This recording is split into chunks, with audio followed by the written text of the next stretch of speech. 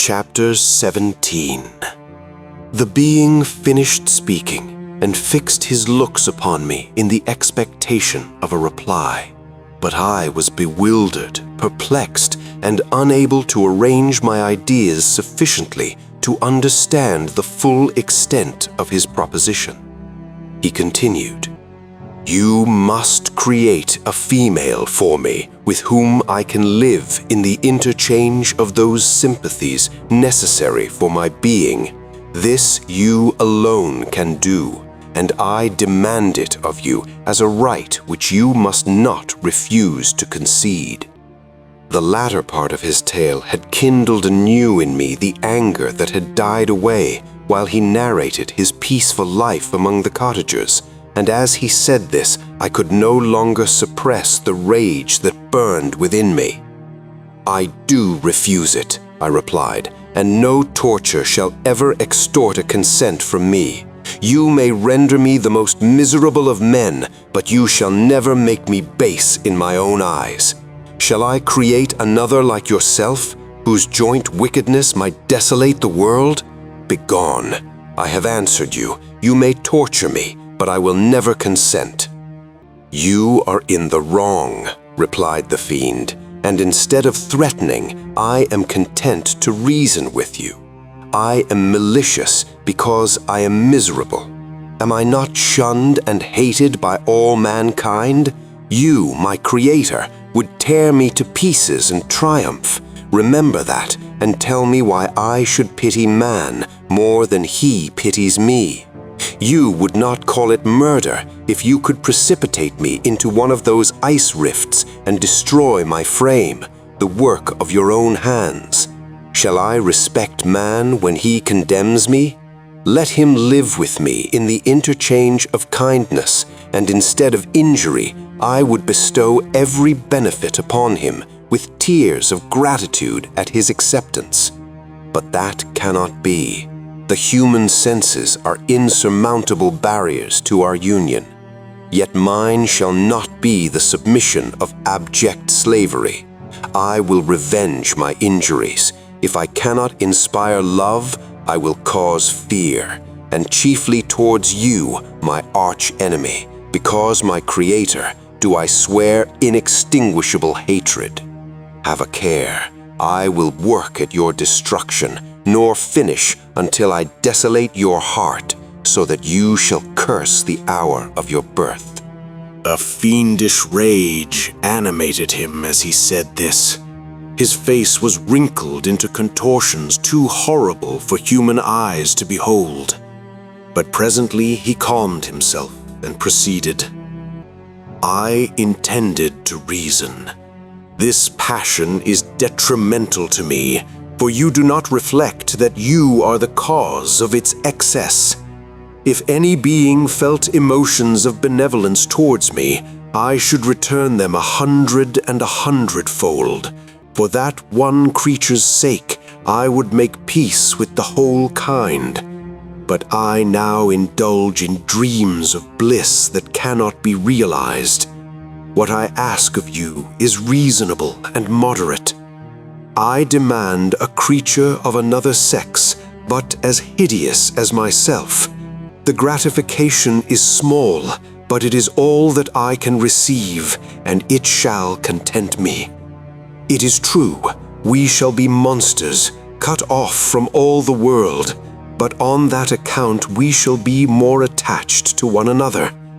Our lives will not be happy, but they will be harmless and free from the misery I now feel. Oh, my Creator, make me happy. Let me feel gratitude towards you for one benefit. Let me see that I excite the sympathy of some existing thing. Do not deny me my request."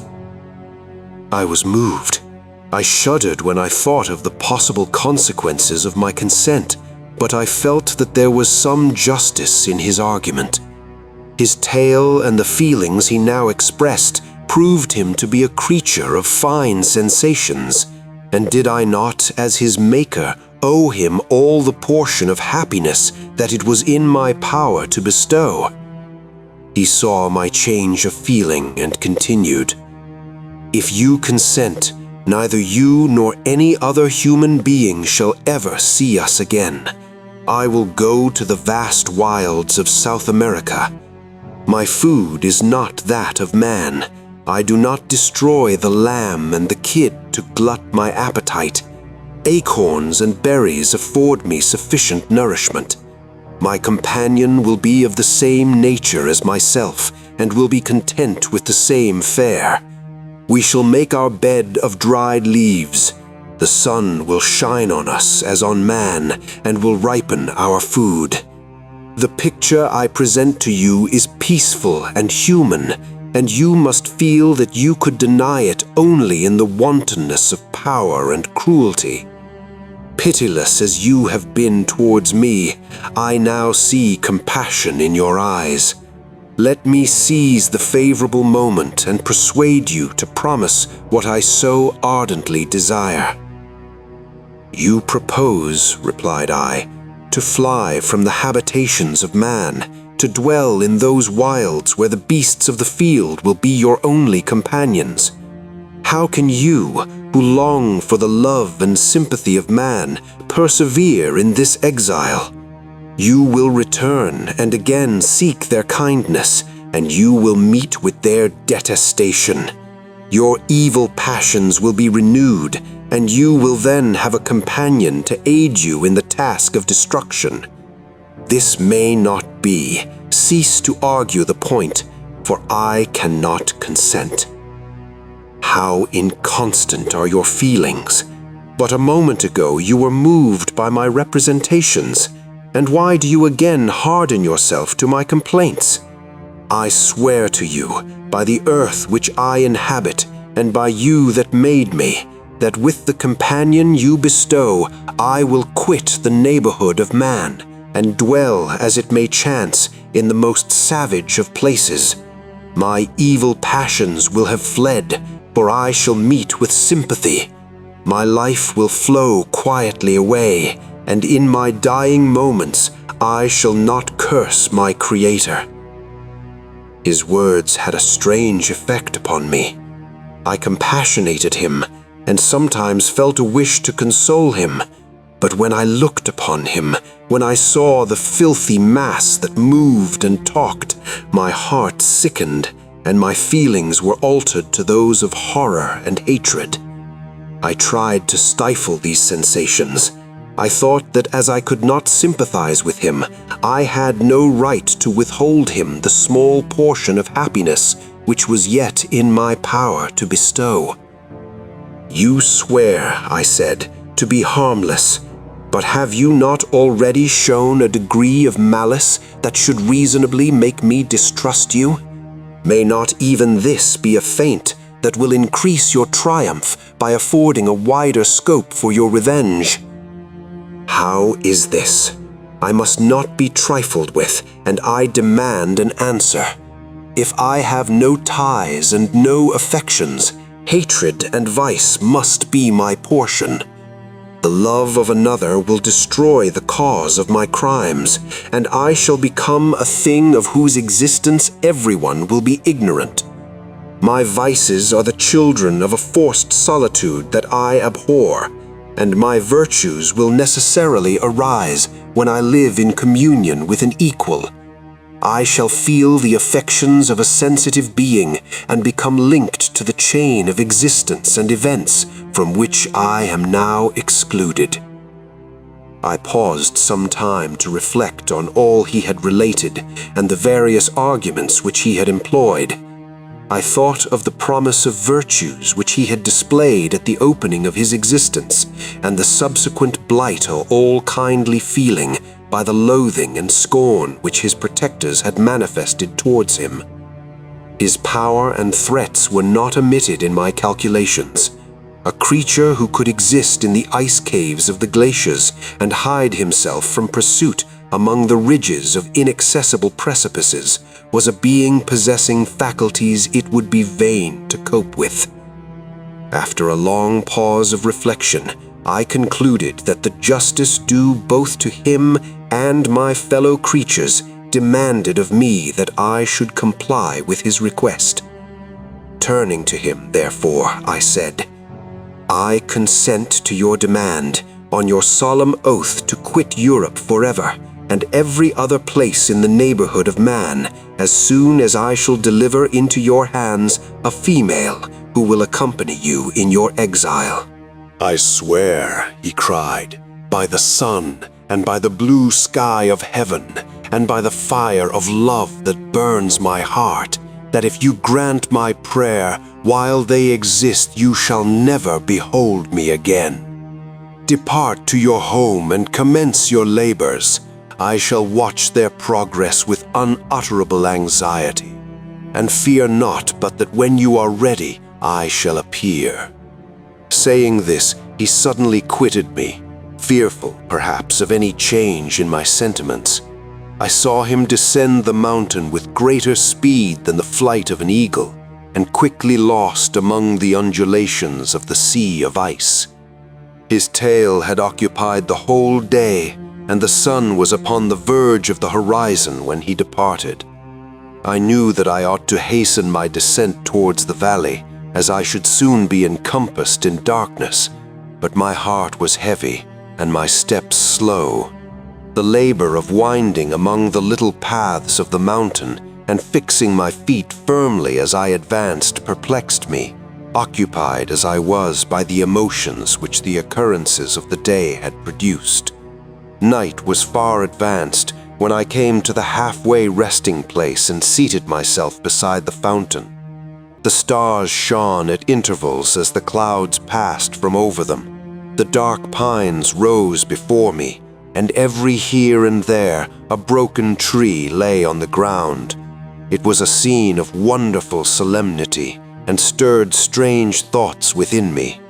I wept bitterly, and clasping my hands in agony, I exclaimed, "O stars and clouds and winds, ye are all about to mock me.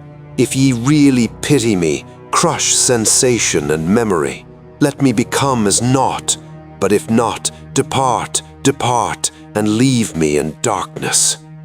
These were wild and miserable thoughts, but I cannot describe to you how the eternal twinkling of the stars weighed upon me, and how I listened to every blast of wind as if it were a dull, ugly siroc on its way to consume me. Morning dawned before I arrived at the village of Chamonix. I took no rest, but returned immediately to Geneva. Even in my own heart, I could give no expression to my sensations. They weighed on me with a mountain's weight, and their excess destroyed my agony beneath them. Thus I returned home, and entering the house, presented myself to the family. My haggard and wild appearance awoke intense alarm, but I answered no question. Scarcely did I speak. I felt as if I were placed under a ban, as if I had no right to claim their sympathies, as if never more might I enjoy companionship with them. Yet even thus I loved them to adoration, and to save them I resolved to dedicate myself to my most abhorred task. The prospect of such an occupation made every other circumstance of existence pass before me like a dream, and that thought only had to me the reality of life. Chapter 18. Day after day, week after week passed away on my return to Geneva, and I could not collect the courage to recommence my work. I feared the vengeance of the disappointed fiend, yet I was unable to overcome my repugnance to the task which was enjoined me. I found that I could not compose a female without again devoting several months to profound study and laborious disquisition. I had heard of some discoveries having been made by an English philosopher, the knowledge of which was material to my success, and I sometimes thought of obtaining my father's consent to visit England for this purpose, but I clung to every pretense of delay and shrank from taking the first step in an undertaking whose immediate necessity began to appear less absolute to me. A change indeed had taken place in me. My health, which had hitherto declined, was now much restored, and my spirits, when unchecked by the memory of my unhappy promise, rose proportionately. My father saw this change with pleasure, and he turned his thoughts towards the best method of eradicating the remains of my melancholy, which every now and then would return by fits, and with a devouring blackness overcast the approaching sunshine. At these moments I took refuge in the perfect solitude. I passed whole days on the lake alone in a little boat, watching the clouds and listening to the rippling of the waves, silent and listless. But the fresh air and bright sun seldom failed to restore me to some degree of composure, and on my return I met the salutations of my friends with a readier smile and a more cheerful heart. It was after my return from one of these rambles that my father, calling me aside, thus addressed me. "I am happy to remark, my dear son, that you have resumed your former pleasures and seem to be returning to yourself. And yet you are still unhappy and still avoid our society. For some time I was lost in conjecture as to the cause of this, but yesterday an idea struck me, and if it is well-founded, I conjure you to avow it. Reserve on such a point would be not only useless, but draw down treble misery on us all." I trembled violently at his exordium, and my father continued, "Confess, my son, that I have always looked forward to your marriage with our dear Elizabeth as the tie of our domestic comfort and the stay of my declining years. You were attached to each other from your earliest infancy. You studied together and appeared in dispositions and tastes entirely suited one to another. But so blind is the experience of man that what I conceived to be the best assistance to my plan may have entirely destroyed it. You perhaps regard her as your sister without any wish that she might become your wife.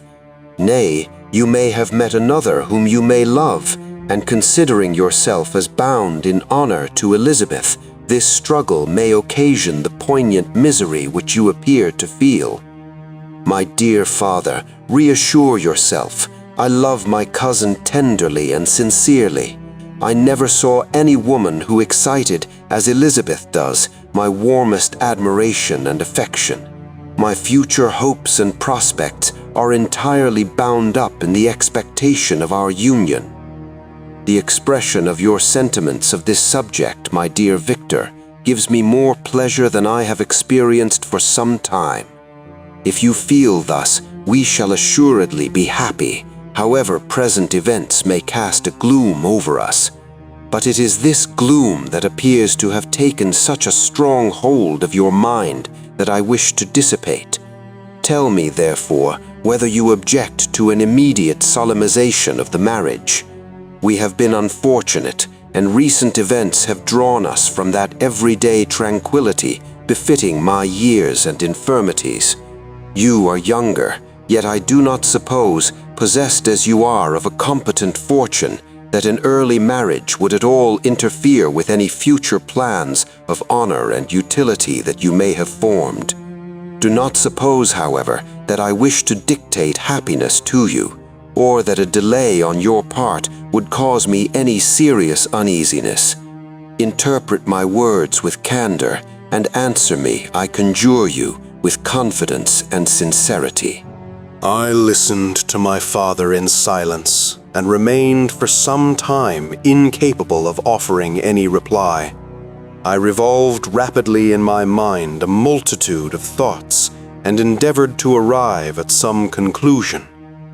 Alas, to me the idea of an immediate union with my Elizabeth was one of horror and dismay. I was bound by a solemn promise which I had not yet fulfilled and dared not break, or if I did, what manifold miseries might not impend over me and my devoted family. Could I enter into a festival with this deadly weight yet hanging round my neck and bowing me to the ground? I must perform my engagement and let the monster depart with his mate before I allowed myself to enjoy the delight of a union from which I expected peace. I remembered also the necessity imposed upon me of either journeying to England or entering into a long correspondence with those philosophers of that country, whose knowledge and discoveries were of indispensable use to me in my present undertaking. The latter method of obtaining the desired intelligence was dilatory and unsatisfactory. Besides, I had an insurmountable aversion to the idea of engaging myself in my loathsome task in my father's house while in habits of familiar intercourse with those I loved. I knew that 1,000 fearful accidents might occur, the slightest of which would disclose a tale to thrill all connected with me with horror. I was aware also that I should often lose all self-command, all capacity of hiding the harrowing sensations that would possess me during the progress of my unearthly occupation. I must absent myself from all I loved while thus employed. Once commenced, it would quickly be achieved, and I might be restored to my family in peace and happiness. My promise fulfilled, the monster would depart forever. Or, so my fond fancy imaged, some accident might meanwhile occur to destroy him and put an end to my slavery forever. These feelings dictated my answer to my father. I expressed a wish to visit England, but concealing the true reasons of this request, I clothed my desires under a guise which excited no suspicion, while I urged my desire with an earnestness that easily induced my father to comply. After so long a period of an absorbing melancholy that resembled madness in its intensity and effects, he was glad to find me capable of taking pleasure in the idea of such a journey, and he hoped that change of scene and varied amusement would, before my return, have restored me entirely to myself. The duration of my absence was left to my own choice. A few months, or at most a year, was the period contemplated. One paternal, kind precaution he had taken to ensure I having a companion. Without previously communicating with me, he had, in concert with Elizabeth, arranged that Clerval should join me at Strasbourg. This interfered with the solitude I coveted for the prosecution of my task, yet at the commencement of my journey, the presence of my friend could in no way be an impediment, and truly I rejoiced that thus I should be saved many hours of lonely, maddening reflection. Nay, Henry might stand between me and the intrusion of my foe. If I were alone, would he not at times force his abhorred presence on me to remind me of my task or to contemplate its progress? To England, therefore, I was bound, and it was understood that my union with Elizabeth should take place immediately on my return. My father's age rendered him extremely averse to delay. For myself, there was one reward I promised myself from my detested toils, one consolation for my unparalleled sufferings. It was the prospect of that day when, enfranchised from my miserable slavery, I might claim Elizabeth and forget the past in my union with her. I now made arrangements for my journey, but one feeling haunted me which filled me with fear and agitation. During my absence, I should leave my friends unconscious of the existence of their enemy and unprotected from his attacks, exasperated as he might be by my departure. But he had promised to follow me wherever I might go, and would he not accompany me to England? This imagination was dreadful in itself, but soothing insomuch as it supposed the safety of my friends. I was agonized with the idea of the possibility that the reverse of this might happen. But through the whole period during which I was the slave of my creature, I allowed myself to be governed by the impulses of the moment, and my present sensations strongly intimated that the fiend would follow me and exempt my family from the danger of his machinations. It was in the latter end of September that I again quitted my native country.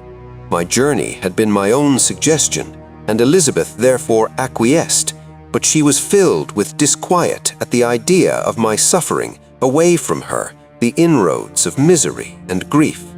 It had been her care which provided me a companion in Clerval, and yet a man is blind to 1,000 minute circumstances that call forth a woman's sedulous attention. She longed to bid me hasten my return. 1,000 conflicting emotions rendered her mute as she bade me a tearful, silent farewell. I threw myself into the carriage that was to convey me away, hardly knowing whither I was going, and careless of what was passing around me. I remembered only, and it was with a bitter anguish that I reflected on it, to order that my chemical instruments should be packed to go with me. Filled with dreary imaginations, I passed through many beautiful and majestic scenes, but my eyes were fixed and unobserving. I could only think of the bourne of my travels and the work which was to occupy me whilst they endured.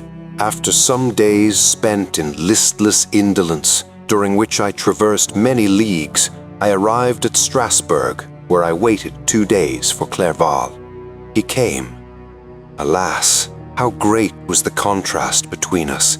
He was alive to every new scene, joyful when he saw the beauties of the setting sun, and more happy when he beheld it rise and recommence a new day. He pointed out to me the shifting colors of the landscape and the appearances of the sky. "This is what it is to live," he cried. "Now I enjoy existence. But you, my dear Frankenstein, wherefore are you desponding and sorrowful?" In truth, I was occupied by gloomy thoughts, and neither saw the descent of the evening star nor the golden sunrise reflected in the Rhine. And you, my friend, would be far more amused with the journal of Clerval, who observed the scenery with an eye of feeling and delight, than in listening to my reflections. I, a miserable wretch, haunted by a curse that shut up every avenue to enjoyment. We had agreed to descend the Rhine in a boat from Strasbourg to Rotterdam, whence we might take shipping for London. During this voyage, we passed many willowy islands and saw several beautiful towns. We stayed a day at Mannheim, and on the 5th from our departure from Strasbourg, arrived at Mainz. The course of the Rhine below Mainz becomes much more picturesque. The river descends rapidly and winds between hills, not high but steep and of beautiful forms.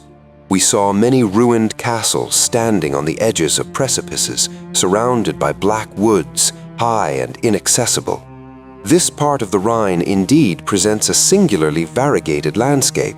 In one spot you view rugged hills, ruined castles overlooking tremendous precipices, with the dark Rhine rushing beneath, and on the sudden turn of a promontory, flourishing vineyards with green sloping banks and a meandering river and populous towns occupy the scene. We traveled at the time of the vintage and heard the song of the laborers as we glided down the stream.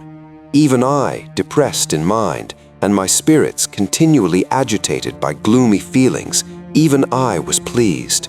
I lay at the bottom of the boat, and as I gazed on the cloudless blue sky, I seemed to drink in a tranquility to which I had long been a stranger. And if these were my sensations, who can describe those of Henry? He felt as if he had been transported to fairyland and enjoyed a happiness seldom tasted by man. "I have seen," he said, "the most beautiful scenes of my own country. I have visited the lakes of Lucerne and Uri, where the snowy mountains descend almost perpendicularly to the water, casting black and impenetrable shades, which would cause a gloomy and mournful appearance were it not for the most verdant islands that relieve the eye by their gay appearance. I have seen this lake agitated by a tempest, when the wind tore up whirlwinds of water, and gave you an idea of what the waterspout must be on the great ocean, and the waves dash with fury the base of the mountain, where the priest and his mistress were overwhelmed by an avalanche, and where their dying voices are still said to be heard amid the pauses of the nightly wind. I have seen the mountains of La Valais and the Pays de Vaud, but this country, Victor, pleases me more than all those wonders. The mountains of Switzerland are more majestic and strange, but there is a charm in the banks of this divine river that I never before saw equaled. Look at that castle which overhangs yon precipice, and that also on the island, almost concealed amongst the foliage of those lovely trees, and now that group of laborers coming from among their vines, and that village half hid in the recess of the mountain. Oh, surely the spirit that inhabits and guards this place has a soul more in harmony with man than those who pile the glacier or retire to the inaccessible peaks of the mountains of our own country. Clerval, beloved friend, even now it delights me to record your words and to dwell on the praise of which you are so eminently deserving. He was a being formed in the very poetry of nature. His wild and enthusiastic imagination was chastened by the sensibility of his heart. His soul overflowed with ardent affections, and his friendship was of that devoted and wondrous nature that the worldly minded teach us to look for only in the imagination. But even human sympathies were not sufficient to satisfy his eager mind. The scenery of external nature, which others regard only with admiration, he loved with ardor.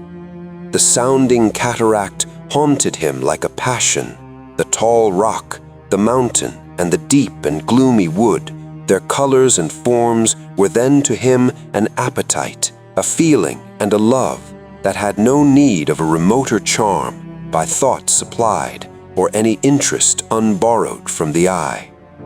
And where does he now exist? Is this gentle and lovely being lost forever?